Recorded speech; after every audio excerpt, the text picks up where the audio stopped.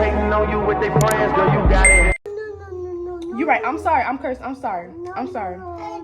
I'm sorry. I won't curse no more. So I'm like, not you in front of my customer. I'm embarrassed. So I reached y'all. I smack her.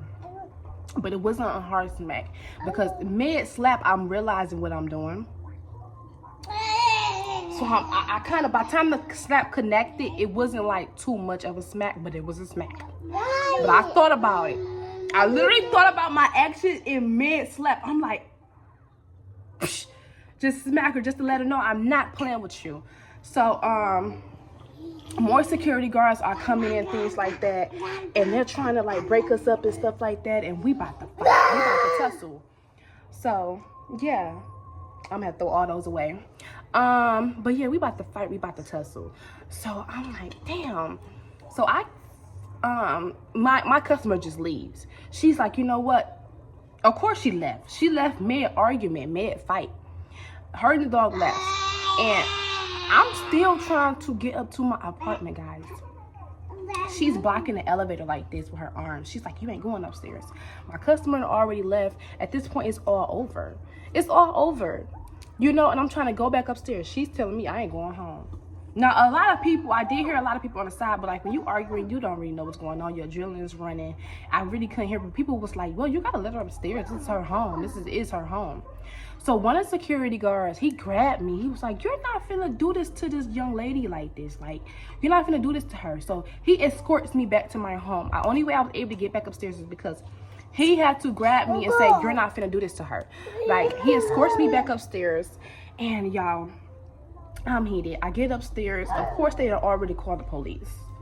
They already called the police because of the commotion in the lobby. So by the time I get upstairs and I finally get my head clear and I'm sitting down, police knocking at my door.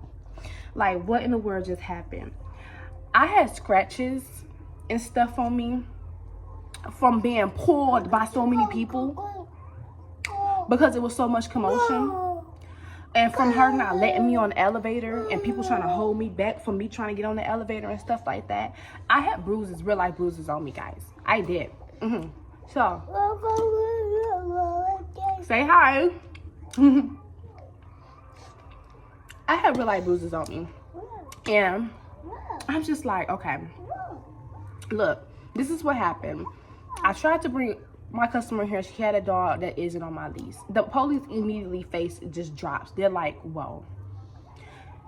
They immediately like start talking to the company, the security company, because the security company management they're different from my lease agreement. They're just a company in here to protect the place.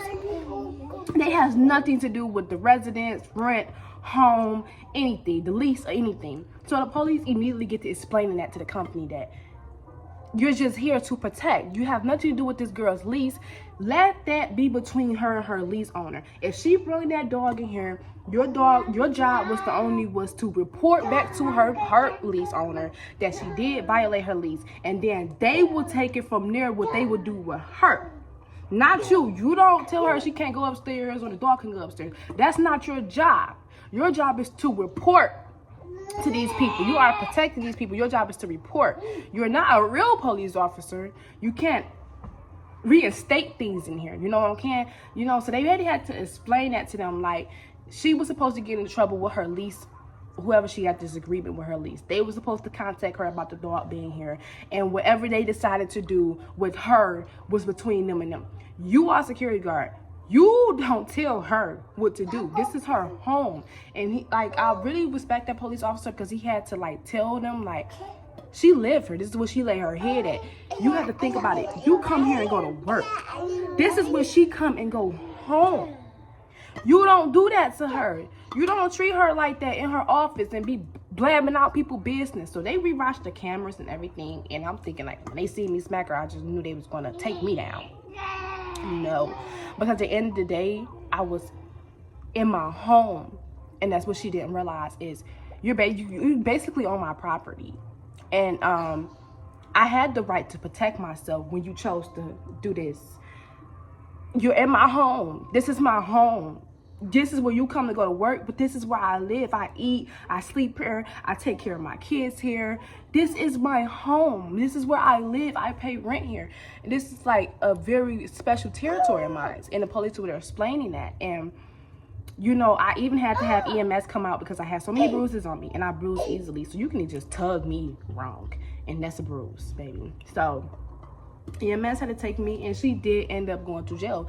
She ended up going to jail because at the end of the day, you were wrong for blocking me from going upstairs, and for you posed a threat.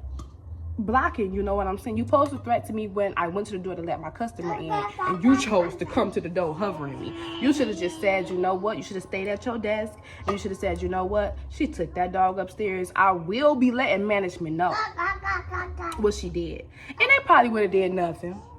You know, who gives a F? They probably would have did nothing. Probably would have sent a little letter to my mailbox saying, ma'am, your lease states right here that you can't do that. And it just would have been that. But you made this a whole big thing that the whole police officers are here. Now you have lost your job, you have went to jail, and you were blabbing out personal information. I know that's on your job record that you're not supposed to do that at these people's home. You know, so it really didn't matter because at the end of the day, my ex-boyfriend wasn't even like living with me at the time. You know, we were already separated, and I was literally hustling my ass off, you know, to pay my rent and to work here and have my customers come here, and you did that to me because you thought that you were over something that you just wasn't. And it was just a horrible moment, and I actually felt bad for the woman because, like, what are you doing?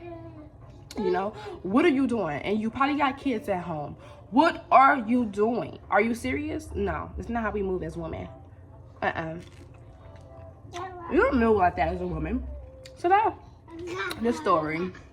Like I said, I made it simple and short for you guys because y'all know I be trying to get up off of here. So don't forget to like, comment, and subscribe.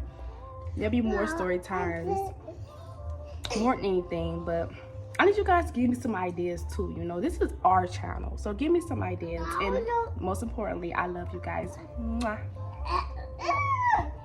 Baby girl, you are so pretty, pretty.